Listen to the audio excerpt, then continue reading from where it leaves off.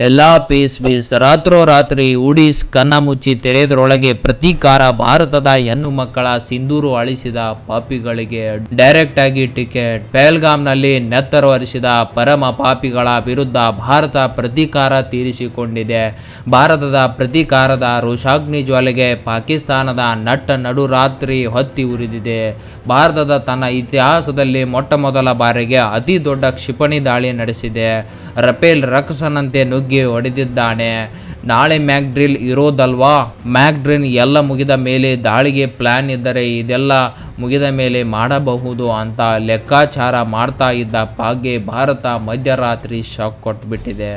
ಕೇವಲ 23 ನಿಮಿಷದಲ್ಲಿ ಅಂದರೆ ಜಸ್ಟ್ 23 ನಿಮಿಷದಲ್ಲಿ ಪಾಕಿಸ್ತಾನದ ಒಟ್ಟು 9 ಉಗ್ರ ನೆಲೆಗಳನ್ನು ಉಡೀಸ್ ಮಾಡಲಾಗಿದೆ.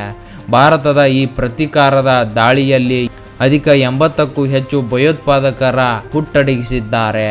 ಭಾರತದ ಮತ್ತೊಂದು ಸರ್ಜಿಕಲ್ ಸ್ಟ್ರೈಕ್ ನಡೆದೇ ಬಿಟ್ಟಿದೆ.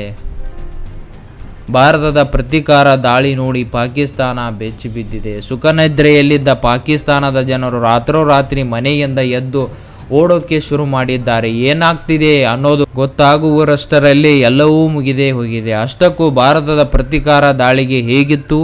ಈ ದಾಳಿಗೆ ಭಾರತದ ಯಾವೆಲ್ಲ ಅಸ್ತ್ರಗಳನ್ನು ಉಪಯೋಗ ಮಾಡಿತ್ತು? ಈ ಸರ್ಜಿಕಲ್ ಸ್ಟ್ರೈಕ್ ಆಪರೇಷನ್ ಸಿಂಧೂರನ್ನು ಹೆಸರಿಡುವುದಕ್ಕೆ ಕಾರಣವೇ? ಎಲ್ಲವನ್ನೂ ತೋರಿಸ್ತೀನಿ ಈ ಒಂದು ವಿಡಿಯೋದಲ್ಲಿ. ಹೌದು ಸ್ನೇಹಿತರೆ, ಬುಧವಾರ ಮ್ಯಾಕ್ ಡ್ರಿಲ್ ನಡೆಯಲಿದೆ ಎಂದು ದೇಶದ 244 ಜಿಲ್ಲೆಯಲ್ಲಿ ಯುದ್ಧದ ಹಕ್ಕನ್ನು ಕೂಡ ಪ್ರದರ್ಶನ ನಡೆಯಲಿದೆ ಅನ್ನೋ ಬಗ್ಗೆ ಭಾರತ ಸರ್ಕಾರ ಘೋಷಣೆ ಮಾಡಿತ್ತು. ಇಂಥದೊಂದು ಘೋಷಣೆ ಬಂದಾಗ ಪಾಕಿಸ್ತಾನ ಎಷ್ಟರ ಮಟ್ಟಿಗೆ ಭಯಪಟ್ಟಿತ್ತೋ ಅಷ್ಟೇ ಅಸಮಾಧಾನವಾಗಿತ್ತು. ಕಾರಣ 2 ದಿನಗಳ ಕಾಲ ಭಾರತದ ದಾಳಿ ಮಾಡಲಿಕ್ಕಿಲ್ಲ, ಪ್ರಿಪರೇಷನ್ ಮಾಡ್ತಾ ಇದೆ.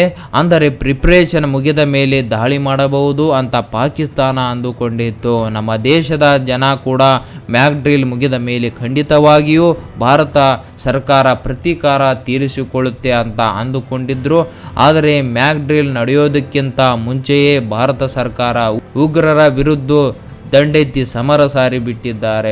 ಮಧ್ಯರಾತ್ರಿ ಆಪರೇಷನ್ ಸಿಂಧೂರ್ ಅನ್ನುವ ಹೆಸರಿನಲ್ಲಿ ಪಾಕ್ ಉಗ್ರರ ವಿರುದ್ಧ ಸರ್ಜಿಕಲ್ ಸ್ಟ್ರೈಕ್ ನಡೆಸಿ ಬರೋಬ್ಬರಿ 9 ಉಗ್ರ ನೆಲೆಗಳನ್ನು ಟಾರ್ಗೆಟ್ ಮಾಡಿದ್ದ ಭಾರತ ಟಾರ್ಗೆಟ್ ಲಿಸ್ಟ್ನಲ್ಲಿ ಎಲ್ಲ ಉಗ್ರ ನೆಲೆಗಳನ್ನು ಉಡಾಯಿಸಿದೆ. ಈ ಸರ್ಜಿಕಲ್ ಸ್ಟ್ರೈಕ್ನಲ್ಲಿ 80ಕ್ಕೂ ಹೆಚ್ಚು ಉಗ್ರರು ಮಟಾಶ್ ಆಗಿದ್ದಾರೆ. ಹೌದು, ಭಾರತ ಪಾಕ್ ಆಕ್ರಮಿತ ಕಾಶ್ಮೀರದ 5 ಸ್ಥಳ ಮತ್ತು ಪಾಕ್ನ 4 ಸ್ಥಳಗಳನ್ನು ಸೇರಿ ಉಗ್ರರ ನೆಲೆ ಟ್ರೈನಿಂಗ್ ಕ್ಯಾಂಪ್ಗಳ ಮೇಲೆ ಏಕಕಾಲದಲ್ಲಿ 9 ಕಡೆಯಲ್ಲಿ ದಾಳಿ ಮಾಡಿ ಉಗ್ರರನ್ನು ಹೊಡೆದುರುಳಿಸಿದೆ.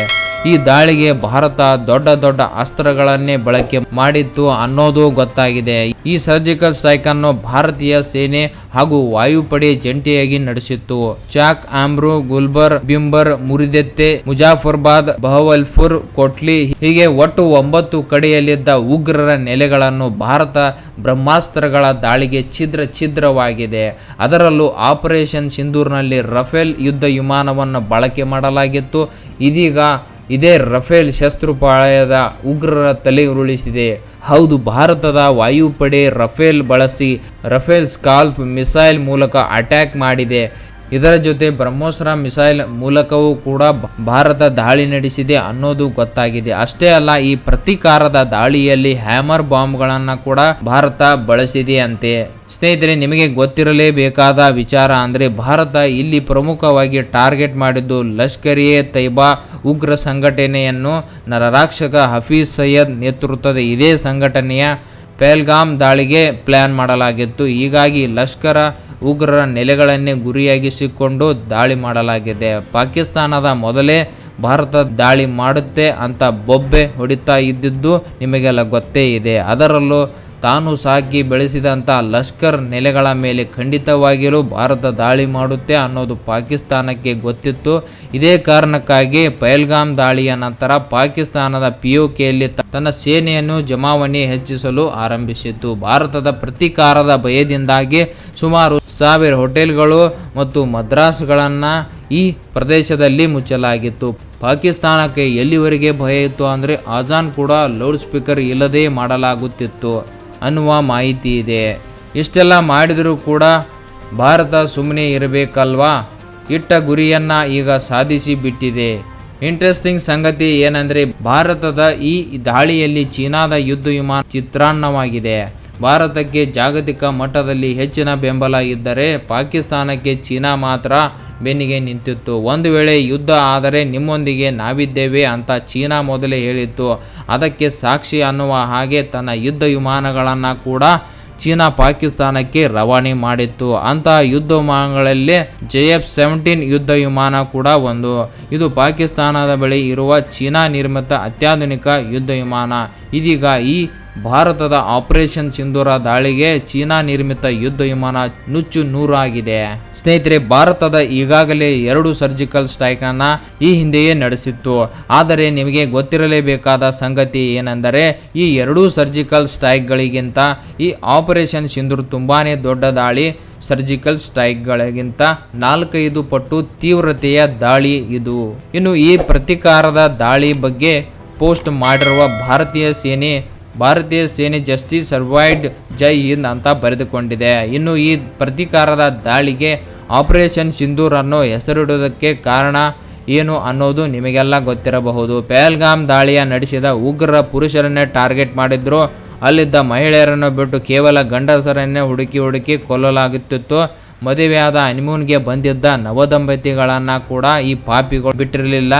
ಮದುವೆಯಾಗಿ 7 ದಿನದಲ್ಲಿ ಹುಡುಗಿಯೊಬ್ಬಳ ಸಿಂಧೂರವನ್ನು ಪಾಪಿಗಳು ಅಳಿಸಿ ಹಾಕಿದ್ರು. ಕೇವಲ ಒಬ್ಬ ಮಹಿಳೆಯರ ಸಿಂಧೂರ ಮಾತ್ರವಲ್ಲ, ಹಲವು ಮಹಿಳೆಯರ ಸಿಂಧೂರವನ್ನು ಕೂಡ ನರರೂಪದ ರಕ್ಕಸರು ಅಳಿಸಿ ಹಾಕಿದ್ರು. ಹಲವು ಮಹಿಳೆಯರು ವಿಧವೆಯಾದರು. ಭಾರತೀಯ ಸಂಸ್ಕೃತಿಯಲ್ಲಿ ಈ ಸಿಂಧೂರಕ್ಕೆ ತುಂಬಾ ಮಾನ್ಯತೆ ಇದೆ. ಸಿಂಧೂರ ಅನ್ನೋದು ನಮ್ಮ ಮಹಿಳೆಯರಿಗೆ ಕೇವಲ ಅನ್ನೋದು ವಸ್ತು ಅಲ್ಲ, ಭಾರತೀಯ ಸಂಸ್ಕೃತಿಯಲ್ಲಿ ಆಳವಾದ ಭಾವನಾತ್ಮಕ, ಆಧ್ಯಾತ್ಮಿಕ ಮತ್ತು ಸಾಮಾಜಿಕ ಮೌಲ್ಯವನ್ನು ಹೊಂದಿದೆ ಈ ಸಿಂಧೂರ. ಹೀಗೆ ನಮ್ಮ ಹೆಣ್ಣು ಮಕ್ಕಳ ಸಿಂಧೂರವನ್ನು ಅಳಿಸಿ ಹಾಕಿದ ಪಾಪಿಗಳ ವಿರುದ್ಧ ಸಂಹಾರವೇ ಈ ಆಪರೇಷನ್ ಸಿಂಧೂರ. ಇನ್ನು ದಾಳಿಯ ಬಗ್ಗೆ ಸ್ಪಷ್ಟ ನೀಡಿರುವ ರಕ್ಷಣಾ ಸಚಿವಾಲಯ ಇದು ಉಗ್ರರ ವಿರುದ್ಧ ದಾಳಿಯ ಹೊರತೆ ಪಾಕಿಸ್ತಾನ ವಿರುದ್ಧದ ದಾಳಿಯಲ್ಲ ಅನ್ನೋದನ್ನು ಸ್ಪಷ್ಟಪಡಿಸಿದೆ. ಗಡಿಯಾಚಿನ ಭಯೋತ್ಪಾದನೆ ಘೋಷಣೆಯ ಬೆರಳುಗಳನ್ನು ಗುರಿಯಾಗಿಸಿಕೊಂಡು ಪಾಕಿಸ್ತಾನ ಮತ್ತು ಪಾಕ್ ಆಕ್ರಮಿತ ಜಮ್ಮು ಕಾಶ್ಮೀರದಲ್ಲಿದ್ದ 9 ಭಯೋತ್ಪಾದಕರ ಮೂಲಸೌಕರ್ಯ ತಾಣಗಳನ್ನು ಕೇಂದ್ರೀಕರಿಸಿ ದಾಳಿಗಳನ್ನು ನಡೆಸಲಾಗಿದೆ. ಇಲ್ಲಿ ಯಾವುದೇ ಪಾಕಿಸ್ತಾನಿ ಸೇನಾ ಸೌಲಭ್ಯದ ಮೇಲೆ ದಾಳಿ ನಡೆಸಿಲ್ಲ ಅನ್ನೋದನ್ನು ಸ್ಪಷ್ಟವಾಗಿ ಹೇಳಿದೆ. ಆದರೆ ಪಾಕಿಸ್ತಾನ ಭಯೋತ್ಪಾದಕರನ್ನ ಬಿಟ್ಟು ಕೊಡಬೇಕಲ್ವಾ? ಅದಕ್ಕೆ ತನ್ನ ಸೇನೆ ಬೇರೆ ಅಲ್ಲ, ಉಗ್ರರು ಬೇರೆ ಅಲ್ಲ. ಹೀಗಾಗಿ ಉಗ್ರರ ಮೇಲೆ ಆದ ದಾಳಿಯನ್ನು ಪಾಕಿಸ್ತಾನ ತನ್ನ ಮೇಲೆ ಆದ ದಾಳಿ ಅಂತಾನೇ ಪರಿಗಣಿಸಲಿದೆ. ಹೀಗಾಗಿ ಪಾಕಿಸ್ತಾನದ ಅತ್ಯಂತ ಪ್ಯಾನಿಕ್ ಆವರಿಸಿದೆ. ಶಾಲಾ ಕಾಲೇಜುಗಳಿಗೆ ರಜೆ ಘೋಷಣೆ ಮಾಡಲಾಗಿದೆ. ಪಾಕಿಸ್ತಾನದ ಜನ ಮನೆಯಿಂದ ಹೊರಬರುವುದಕ್ಕೆ ಭಯಪಡುತ್ತಾ ಇದ್ದಾರೆ. ಯಾವಾಗ ಏನಾಗುತ್ತೆ ಅನ್ನುವ ಭಯ ಪಾಕಿಸ್ತಾನದಲ್ಲಿ ಆವರಿಸಿದೆ. ಮತ್ತೊಂದು ಕಡೆ ಪಾಕ್ ಸರ್ಕಾರ ತುರ್ತು ಪರಿಸ್ಥಿತಿಯನ್ನ ಘೋಷಣೆ ಕೂಡ ಮಾಡಿಬಿಟ್ಟಿದೆ. ಕಾಪಾಡಿ ಅಂತ ಹಲವು ರಾಷ್ಟ್ರಗಳ ಕೈಕಾಲು ಹಿಡಿದು ಪ್ರಯತ್ನವನ್ನು ಕೂಡ ಪಾಕ್ ಸರ್ಕಾರ ಮಾಡ್ತಾ ಇದೆ. ಏನೇ ಮಾಡಿದರೂ ಕೂಡ ಭಾರತ ಪ್ರತೀಕಾರ ತೀರಿಸಿಕೊಂಡು ಆಗಿದೆ. ತಾನು ಏನು ಮಾಡಬೇಕು ಅಂತ ಅಂದುಕೊಂಡಿತ್ತೋ ಅದನ್ನು ಭಾರತ ರಾತ್ರೋರಾತ್ರಿ ಮಾಡಿ ಮುಗಿಸಿದೆ. 80 ಪಾಪಿಗಳನ್ನು ಪರಲೋಕ ಸೇರಿಸಿದ್ದಾರೆ. ಭಾರತ ಶಸ್ತ್ರು ಸಂಹಾರ ಮಾಡುವಲ್ಲಿ ಯಶಸ್ವಿಯಾಗಿದೆ. ಈ ದಾಳಿ ಬಗ್ಗೆ ಪ್ರತಿಕ್ರಿಯೆ ನೀಡಿರುವ ಅಮೆರಿಕವಂತೂ ನಮಗೆ ಈ ದಾಳಿ ಬಗ್ಗೆ ಮೊದಲೇ ಗೊತ್ತಿತ್ತು ಅಂತ ಹೇಳಿಬಿಟ್ಟಿದೆ. ಅಲ್ಲಿಗೆ ಪಾಕಿಸ್ತಾನಕ್ಕೆ ಏನು ಮಾಡಬೇಕು ಅಂತ ಗೊತ್ತಾಗಲಿಲ್ಲ. ಪಾಕಿಸ್ತಾನ ಸುಟ್ಟು ಬೆಕ್ಕಿನ ರೀತಿಯಲ್ಲಿ ವರ್ತನೆ ಮಾಡ್ತಾ ಇದೆ. ಅದೇನೇ ಇರಲಿ, ಭಾರತದ ಲೆಕ್ಕ ಚುಪ್ತಾ ಮಾಡಿದೆ. ಈ ಪ್ರತೀಕಾರ ದಾಳಿ ಬಗ್ಗೆ ನಿಮಗೆ ಏನು ಅನಿಸುತ್ತೆ ಕಮೆಂಟ್ ಮೂಲಕ ತಿಳಿಸಿ.